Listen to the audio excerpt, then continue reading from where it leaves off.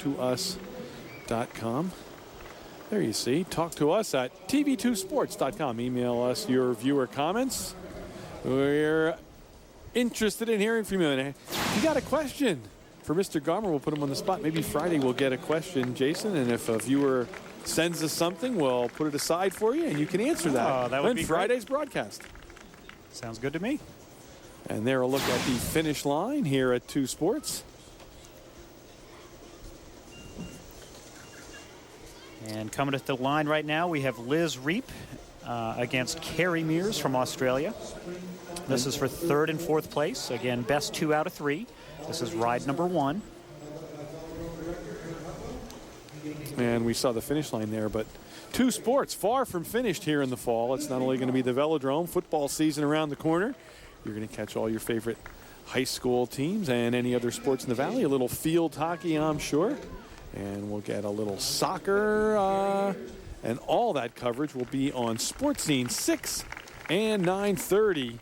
Scores and more. Interviews with coaches, reports from camps across the valley. A lot of new coaches out there on football teams, so you'll be able to see it all here on 2 Sports. And there, a look at Mears. Wow, a lot of focus there. Carrie Mears, I was just going to say, looks very serious about this race. I'm guessing she wants a win, folks, by that look, and has a plan here going against Liz Reap. But, you know, that shows you the caliber of these riders, too, Jason. This is for 3rd and 4th place. But having been out here now a few weeks, you know, these guys definitely want, if they can finish one higher, that's what they want to do. Definitely. And again, you know, they are scoring points to go to the World Championships and to the Olympics, so they are taking this very seriously. This is, you know, they're professional riders. This is what they do for a living. They want to do their best.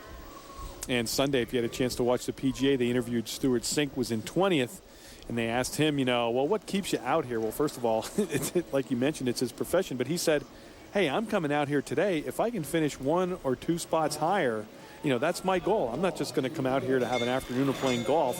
And these riders are not here for an evening of, you know, riding a bike. You know, they want to do as well as they can do. And also, you know, this is their competition and their peers. They want to impress.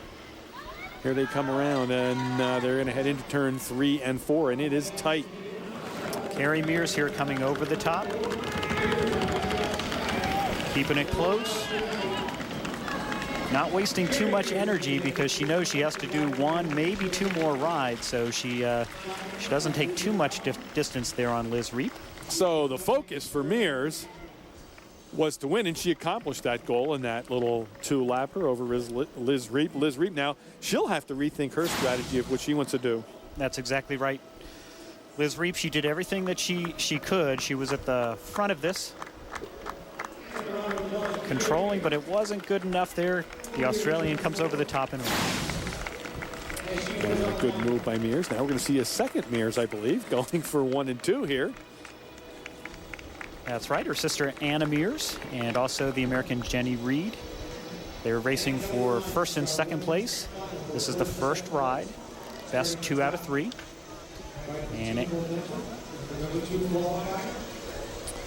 And now we're going to take it trackside to Kristen Mayer, who has some insight from the riders.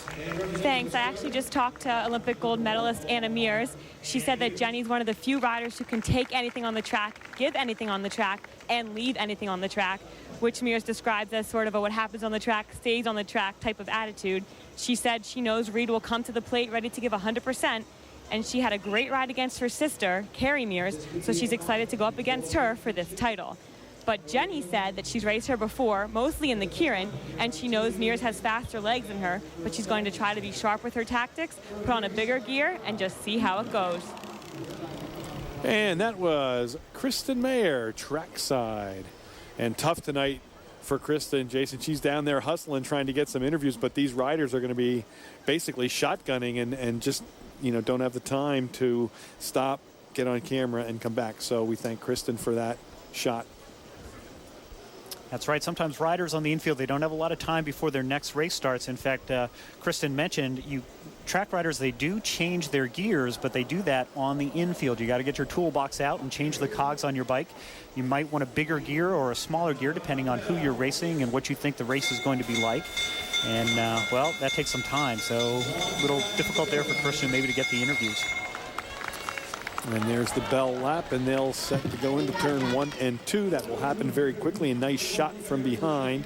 As you see, Mears tries to hold off Reed. And Jenny Reed here taking advantage of the draft. She's very close there to the Australian. She wants to use that draft and just come up over the top out of the 4th turn. We'll see if she's able to do it. Oh, my. Oh, almost. But there you go. Anna Mears ending up winning that heat. So by half a wheel. Anna Mears takes the first one. She'll need one more. And we got a shot at the finish, Jason. And there you go. Jenny Reed using the draft as much as possible, but just wasn't enough there for the Australian, the former world champion there, Anna Mears, coming across the finish line first. Good shot of Anna Mears there as she does a little cool down lap. And also Jenny Reed. A little wave to the crowd. So the Mears sisters, again, impressive tonight. And there's a nice shot. Beautiful evening here. Can leave the air conditioners off. Nice and cool out, little breeze. Now, good night for track riding, or maybe for some of the riders. Are there riders who prefer to ride in the cooler weather as opposed to the heat? Some riders like it hot, some like it cold. What they don't like is inconsistency. They don't like it when it's like really hot for a long period of time, and then the night that they race, it's very cold, or the opposite. They like to have the same temperature throughout the week that they're going to race in. And, of course, Jason mentioned the riders were here this morning, so it was a little bit warmer this morning when they did some qualifying heats before they set up tonight's matches. Now, is there ever a false start? I wanted to ask you that for a couple of weeks. Yes, you can false start, but it doesn't happen often because you have someone, you can see you have someone that is holding your bike here, and basically that is the person that's going to start the race for you. They're going to give you a little push. If there is a false start, they just bring you back to the line. You're warned about it. Don't do it again, but yeah, you can false start. I'm wondering if anybody ever does it for a psychological edge, because now you've got a rider out there maybe who may not like that, was all ready to go. You kind of do a false start, bring it all back to set up and reload, but it could also affect you as a rider, so that may not be a good thing. That's right. Actually, usually the opposite happens. Usually a rider will show up late for the race, a few seconds. You know, let that person wait for you on the start line, and that's the psychological killer there. We saw that happen with the Australians with the Kieran on Friday night. They all got ready on the apron. They waited a few extra seconds there. They all rolled up to the line at the same time. Everybody else had to wait for them. And again, here we have Ryan Nelman and Dan Ellis. They are racing for 3rd and 4th place. And Ellis captured this one and also captured a dandy photo finish a little earlier this evening, where I think he was the guy that hurled the bike, if I'm correct. That's right. At the end of a race, if it's a close race, riders will throw their bikes across the line to just get that extra inch. Dan Ellis did that. His front wheel actually popped up off of the track. Kind of interesting. He won his heat, but I've never seen a front wheel pop off the track on the finish line before. So Nelman wants to stretch this to another race. Ellis wants it to be over.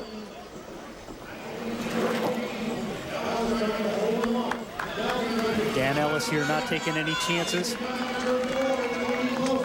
Leading from the front. Makes it look very easy. All these guys make it look very easy. Oh, they do, and that's going to be a 3rd place finish then for Ellis, if that is correct on that. He's got to win one more. Oh, Ellis has to win one more. Best 2 out of 3.